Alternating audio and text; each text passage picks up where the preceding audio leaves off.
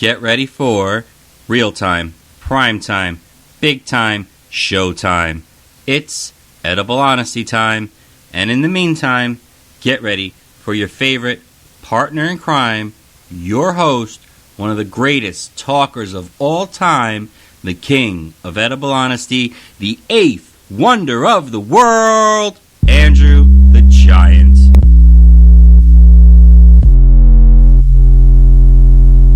Hey, my hot rockin' apple pie. Let's get down and let's talk about the ins and outs of the food industry. My name is Andrew. I'm your host, and I'm ready to rock and roll. So let's cut right into it. Well, here's the facts. We are in a rapid state of culinary extinction that is so severe, we will most certainly run out of all species of edible plants on this planet, and post-haste.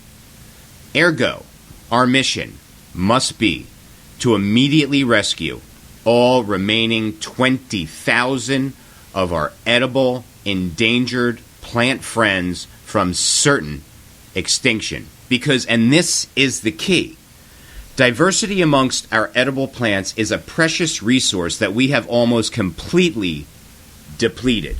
And these 20,000 species of dying edible plants could quite possibly contain the answers to some of our future problems, or even help to mitigate several challenges that the world will soon face, while simultaneously these dying edible plants could be the key factor for improving global nutrition and truly reducing our impact on the environment by being the critical element in ensuring our future generations can adapt to climate change. Now, I know we cannot save all 20,000 overnight, but we must collect and organize and adopt a plan to rescue all of our endangered edible plant life, because the bananas your grandparents ate were definitely different than the ones that you are eating today. And the bananas your grandchildren eat will definitely be different than the ones we consume right now. Maybe it's just that old Groucho Marx line. Time flies like an arrow, and fruit flies like a banana. Therefore, today I will be discussing the political and social state of our human food supply chain, in particular, as to how it is all radically close to complete culinary extinction. I will also provide solutions as to what can be done to prevent this impending extinction, whether 'tis nobler in the mind to suffer the slings and arrows of fruits by science, so to speak. So now, for the record, let me address this from the get-go. I am not Orson Welles. I am not a professional actor, and this is not a science fiction program broadcasting a realistic radio dramatization of a Martian invasion. Now, I will admit that what we will be discussing today might seem like science fiction to you at first, something as far-fetched as, say, Martians taking over our planet. But I assure you that what I'm about to tell you is ever so real, and discussed in any other context could only be described as either a global pandemic or a mass extinction. So, now viewed as a global pandemic or a mass extinction, I'm telling you that this planet is running out of all of its species of edible plants, and that all remaining species of plant life, edible plant life, will soon be extinct. And what that means is all the fruits, vegetables, herbs, edible flowers, seeds, sea vegetables, all species of real edible plant life will all soon be extinct, and within 30 years. Now, settle down. Order in the friggin' court before someone gets all riled up. I know you don't believe me, and I get it. It's because your local supermarket always has those romaine lettuce hearts you fancy, but just think about it this way real quick.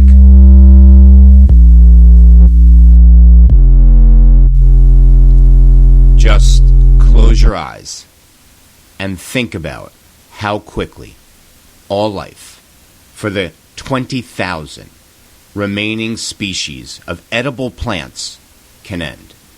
And all due to the fact that currently there are only 20,000 species of edible plants left in the world, yet just 15 account for 90% of all the food we consume on this planet. So then, what about the other 19,985 species of edible plants? What about them? Well, their fate was predetermined many decades ago by the world and government powers that be, and these other 19,985 species of edible plants were, how can I politely express this?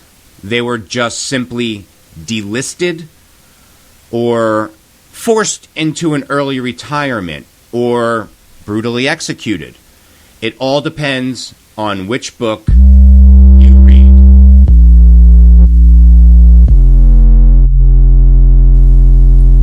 Now, let's look at this another way. Today, there are 8.7 million species of animals left on this planet. Now, I'm not a mathematician, but 8.7 million is certainly a larger number than 20,000, and yet the world would weep for years if even just one species of animal were lost forever to extinction, and justifiably so. That is specifically why globally, whenever, wherever a species of an animal experiences a serious population decrease or even a decrease in habitat environment, that animal could be instantly protected as an endangered species. And while we have all been busy, and rightfully so, saving and protecting and fighting for our animal friends and their rights to be free and happy and alive, we have unknowingly abandoned a great part of our own humanity, our long and extensive and invaluable edible history. Because, again, there are only 20,000 species of wild edible plants left on this planet, and almost all 20,000 meet the criteria to be forever classified as an endangered species. And it is high time that we recognize that wild animals are not the only species on this planet that face extinction and need protection. We additionally have to protect our fruit and vegetable friends. So let's save all the blue bananas, which, fun fact, taste just like ice cream. And let's rescue all the purple and black apples and the pink pineapples and the yellow strawberries. And I know these fruits seem like a Lucky Charms commercial, but they're not. They're real. So let's rescue all the wondrous, edible, existing species of plant life today.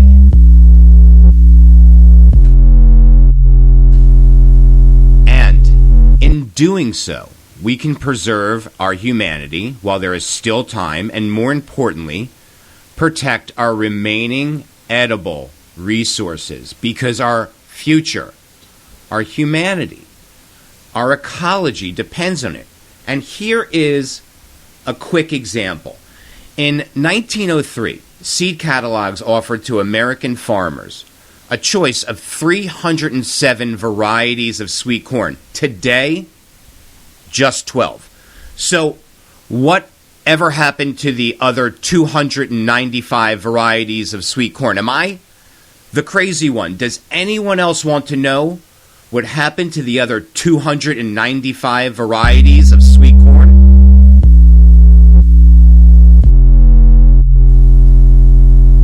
You know, the ones that were grown from the same seeds that our grandparents grew, and their grandparents grew before them, and their grandparents before them. And on it goes down the line, because these were the same seeds that were cultivated 10,000 years ago by the native peoples of Chiapas, Mexico.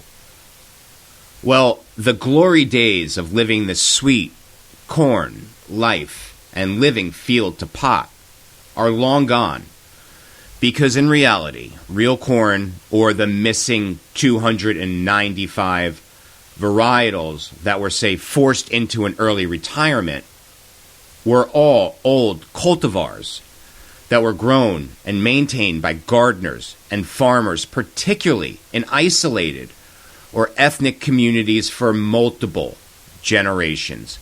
This heirloom corn that we bespeak of was never intended by Mother Nature to be transported, you see, because heirloom corn must be eaten almost as quickly as it is picked, because real corn, once picked, its kernels instantly start converting their sugar to starch, and it must be eaten on that day, because that is the only way to achieve its sweetness. But not today, not anymore, and not on this planet. No sir, no longer, not since the 1940s.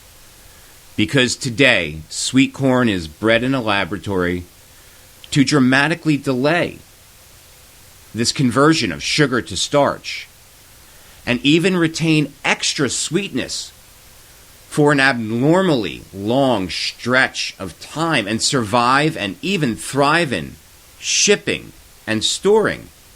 How delightfully unnatural. And that is how 295 seeds of real corn quickly and quietly disappear from seed catalogs and into extinction. And don't get me started on corn. I could talk about corn for weeks. So let's flip the switch.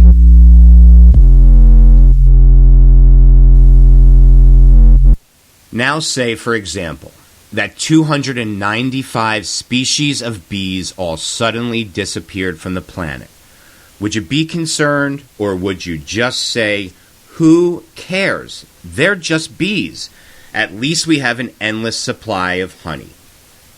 No, I'm 100% certain that if 295 species of bees disappeared from existence overnight, the world of science and newscasters everywhere would be losing their minds. People would be losing their minds. And yet, no one said a word when 295 varieties of sweet corn were erased and sentenced to death by selective culinary extinction. Now, toss in the mix that since the 1940s, our government has been obsessed and solely concerned with the creation of Uber food and the forced retirement of all real and heirloom seeds. You know, the seeds that were not engineered and weaponized by laboratory science and the U.S. government to withstand climate change, disease, droughts, pestilence, drug addiction, mood disorders, Mondays, all so they could create a collection of Captain America-inspired super fruits and vegetables. that are now hopped up on all kinds of things we definitely should not be putting in our bodies. But hey, look over here. Shiny thing. Everything is bigger, brighter, sweeter, crunchier than ever before, and now seemingly immortal and impervious? But really, for 1 minute, can we all think back to the Garden of Eden? Let's just think back to the apple.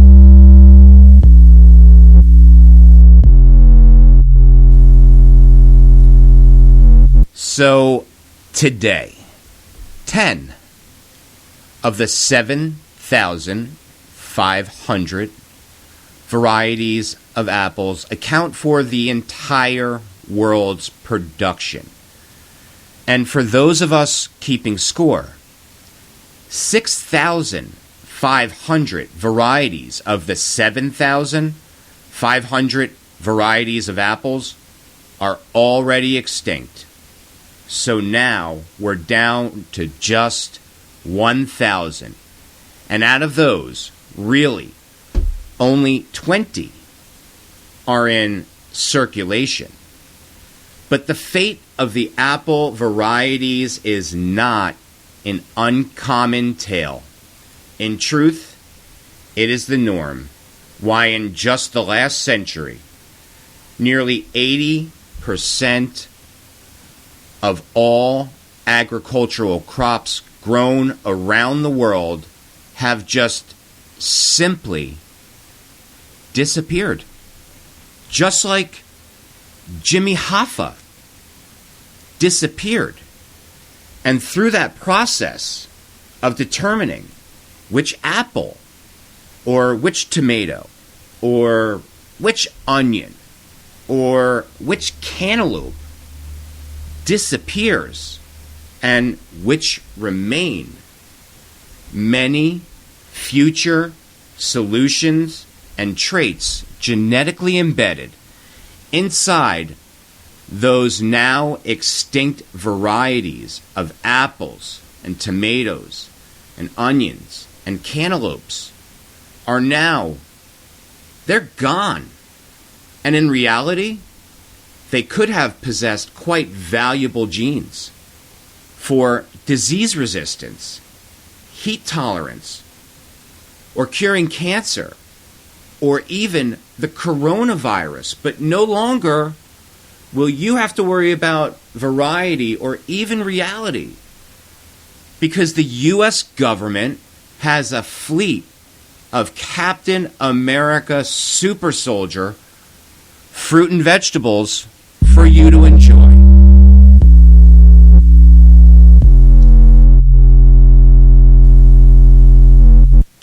Now, by reality, I mean heirloom or born in Mother Nature, that kind of edible plant.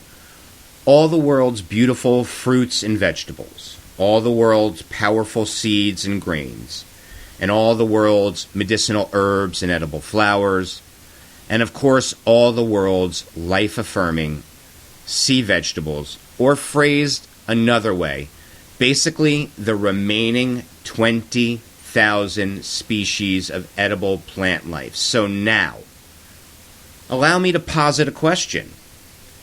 If you can go back in time, right before the destruction of the Library of Alexandria, right before Julius Caesar accidentally burnt it down and saved all the books, and the tens of thousands of years of Atlantean knowledge and other worldly power from forever disappearing from the earth in a blaze of glory that only Julius Caesar himself could cause. If you had the power to go back and save all the books and all the volumes of intergalactic knowledge, what would you do? Because today, our edible library of books, or edible library of seeds, if you will, is down to just one small row of books left. And a bunch of them have been missing for a while now because a bunch of people have not returned a bunch of books in quite some time. And very soon, our entire edible library, our entire edible history, our entire human, plant, food supply chain, it will all be gone. Or if you will, like the dinosaurs extinct. And today, sadly, our once glorious and abundant library of edible seeds now consists of mostly tales from the crypt, of the missing and extinct seeds. And we have eaten more plants into extinction than we can possibly atone for because we have a penchant for ruthlessly draining and plaguing our plant resources. And we have brought with us, ever continuing, worldwide famine throughout the entire course of history. And yet, despite the manifest writing on the wall, we just consume.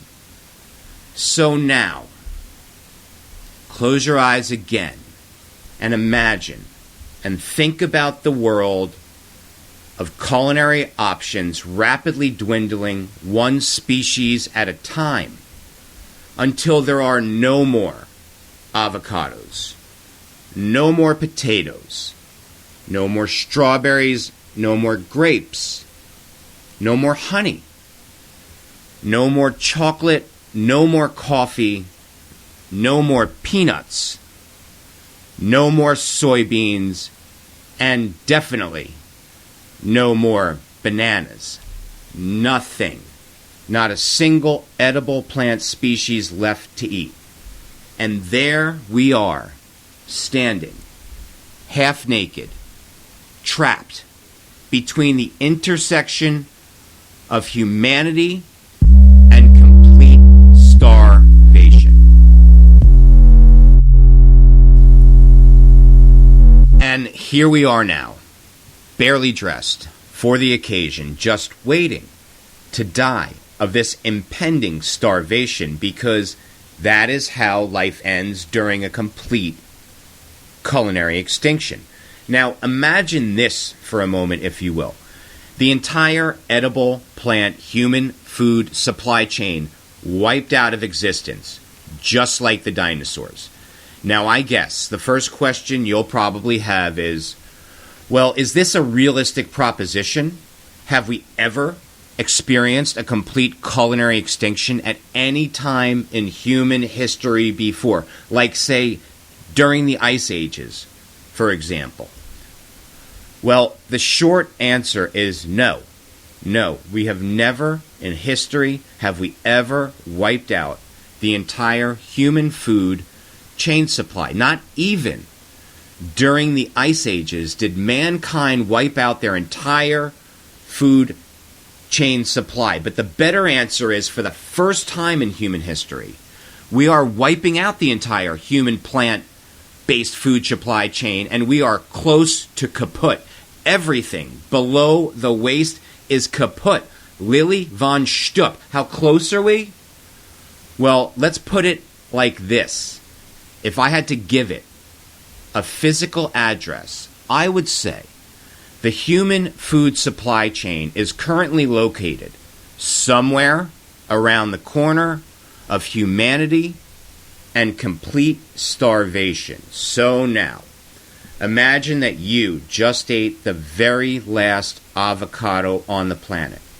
And by that I mean they don't exist anymore. And now strawberries are on the verge of culinary extinction as well.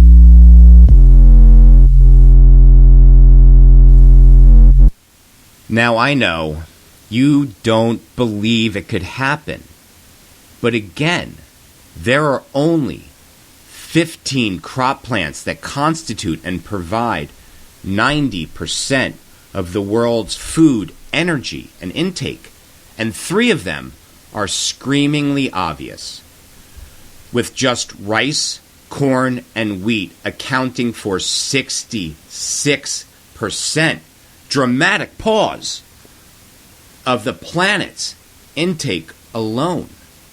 Now, throw in sugarcane, potatoes, and soybeans, and we are nearly at 75% of the human food supply chain.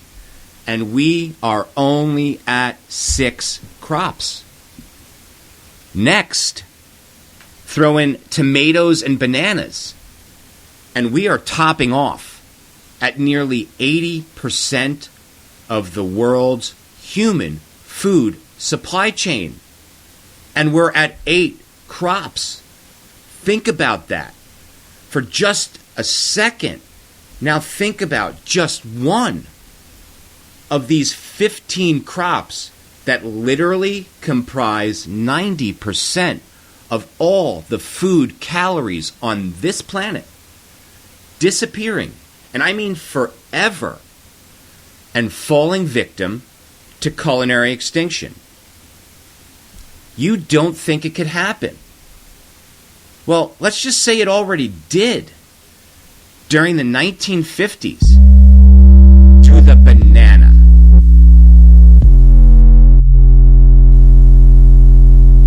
And don't get me started about bananas, because I will go bananas and lecture for years on just this fruit. Anyway, an outbreak of Panama disease almost wiped out the entire commercial Gross Michael banana crop, and with it, the banana industry itself. And as the banana was literally almost wiped out of existence in the 1950s, until the banana industry found a suitable replacement for the Gross Michael in a banana that was especially resistant to the Panama disease called the Cavendish. And by the early 1960s, the banana industry came back like a phoenix as the public quickly forgot about the once beloved Gross Michael and fell in love with the Cavendish. And today, exactly like its predecessor, the Gross Michael, the Cavendish totals 99% of the bananas consumed. For perspective, there are still 1,600 varieties of bananas, but we eat one. So now, what happens when this culinary staple, the Cavendish, falls victim to a global outbreak like its predecessor, the Gross Michael? Well, to put it mildly, the banana would quickly face global extinction. And just so you know, currently, a new outbreak of Panama disease threatens the production of the Cavendish banana. So let's all hold hands and pray. Let's pray we don't tell our grandkids stories about the once glorious Cavendish banana and how one day around the globe all the bananas died at once, because all the bananas around the globe in production were all exactly genetically the same Cavendish. Once great in cereal, once delicious with a scoop of peanut butter, once perfect in a daiquiri, once to die for in a cream pie, pardon the pun. Ladies and gentlemen, say goodbye one last time to the Cavendish banana.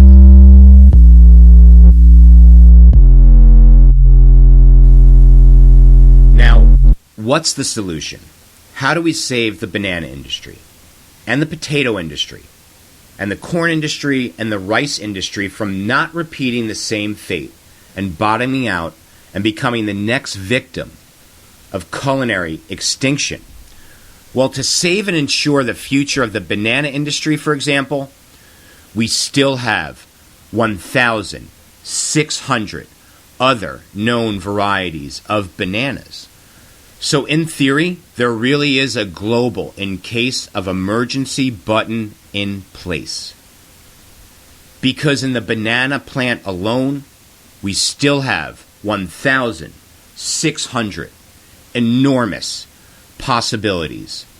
And we really need all of that precious genetic material of all the lost and forgotten magical superfruits and the would-be extinct, life-affirming, medicinal herbs, because we have already destroyed 90% of the world's edible plant resources.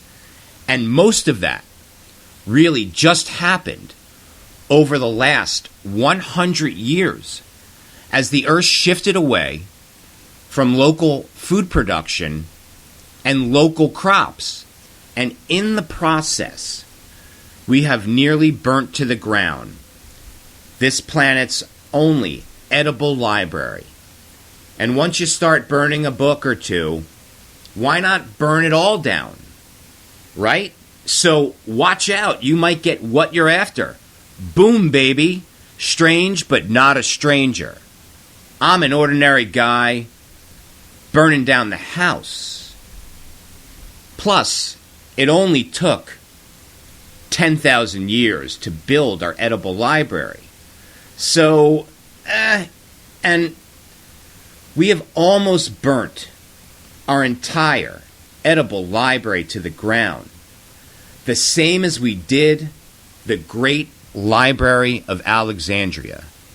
However, we still have one voluminous, epic row of books left in our edible library of Alexandria, if you will.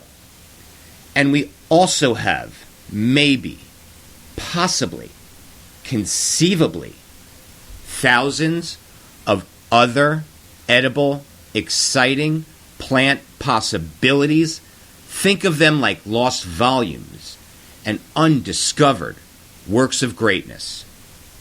And living as we do today, from ultra highly food processor to table, it probably takes a lot of imagination to conceive of discovering food in the natural environment.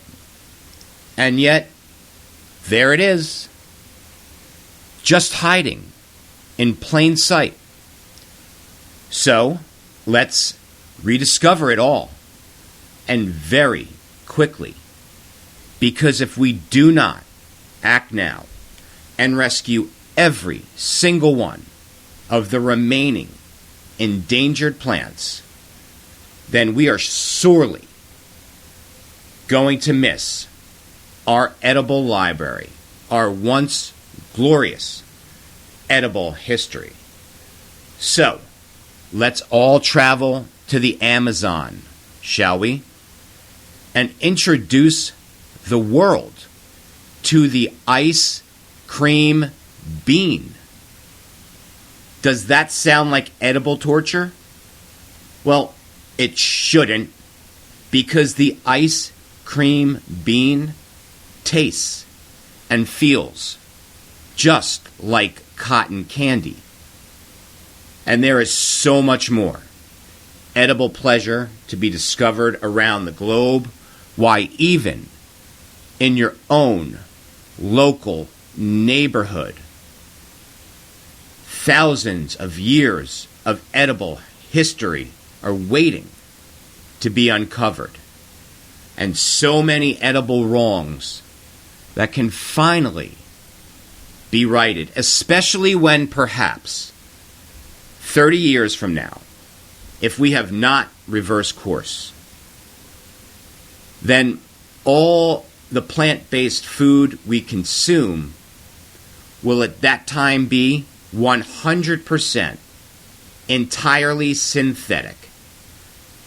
And you'll be listening to this while eating a bowl of the latest synthetic gruel and drinking yummy, delightful, synthetic water from a synthetic straw and watching a documentary about the day all edible plant life on Earth became extinct. Just like the dinosaurs.